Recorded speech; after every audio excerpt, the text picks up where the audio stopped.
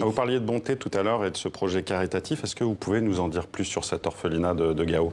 Alors, moi, j'ai eu la chance d'être invitée par la première dame il n'y a pas très longtemps, début de l'année dernière, à Gao. Alors, vous savez que Gao, on vous dit, on a peur, on ne peut pas y aller parce qu'il y a la guerre, etc. Mais en même temps, il y a des gens qui vivent à Gao, il y a surtout des enfants.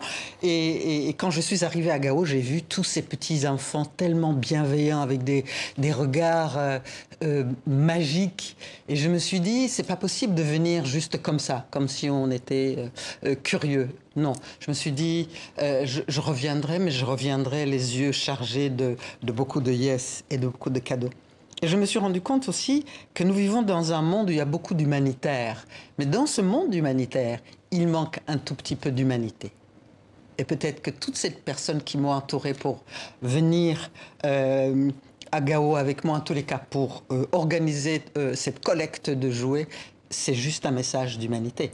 Ces enfants, ils ont beaucoup de sable, ça c'est vrai, mais tous les enfants du monde ont besoin de jouer, et c'est peut-être avec le jeu qu'on pourra leur permettre de rêver, pourquoi pas, de faire d'autres choses beaucoup plus importantes, mais en tout cas de jouer sur.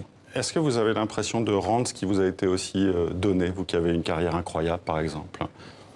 Oui, vous savez, dire merci, c'est juste la bouche qui parle. Et la bouche, là, elle peut dire beaucoup de choses.